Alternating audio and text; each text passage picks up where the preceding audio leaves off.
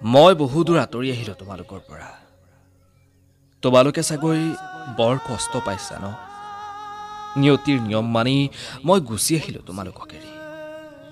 ভালে থাকিবা তোমালোকক লৈ দেখা সপোনবোৰ মই পূৰ্ণ কৰিব নোৱাৰিলো। বহুত আশা আছিল, বহুত সপোন দেখিলো। আমি হাঁহি ধেমালিৰে সুখেৰে থাকিম, ৰাইজৰ মৰম আশীৰ্বাদবোৰ লৈ দুয়োজন সুখী হ'ম। কিন্তু সকলো সপোন যেন সপোন হৈয়ে ৰ'ল। মই গুচি আহিলো তোমালোকৰ পৰা বহু দূৰ আঁতৰত।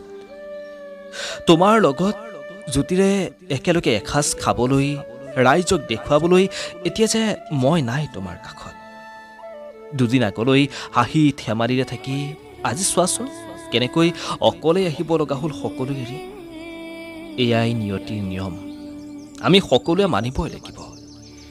ভালে থাকা তুমি। দূৰণিৰ পৰাই আশীৰ্বাদ কৰিছো মই। এইবাৰ বিহুটো যেন বৰ বিষ হৈ পৰিল। প্ৰিয় বন্ধু, কাল্পনিক চিঠিখন শুনি হয়তো আপোনাৰো চকু সেমেকি উঠিছে।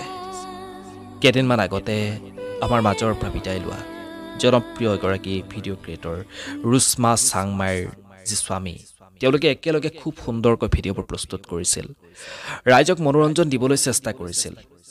ৰুছমা চাংমাই লগতে তেওঁৰ স্বামীয়ে একেলগে। কিন্তু হঠাৎ তেওঁৰ স্বামীয়ে বিহুৰ দিনাখনেই আমাক সকলোকে এৰি থৈ গুচি গ'ল। আমি কেতিয়াও কল্পনাই কৰা নাছিলোঁ দুদিন আগলৈ হাঁহি ধেমালি ফূৰ্তি কৰি থকা সেই মানুহজন, দুদিন আগলৈকে কেক কাটি ভিডিঅ' প্ৰস্তুত কৰা সেই ব্যক্তিজন যে বিহুৰ দিনাখনেই হঠাৎ তেনেকৈ আমাক সকলোকে এৰি থৈ গুচি যাব।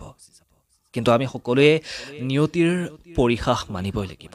আমি যিহেতু মানুহ, গতিকে আমাৰ নিয়তিয়ে যি পৰিহাস আমাৰ বাবে লিখি থৈছে সেই নিয়মবোৰ আমি মানিবই লাগিব। আৰু তেনেকৈ আমি এদিন গুচি যাব লাগিব।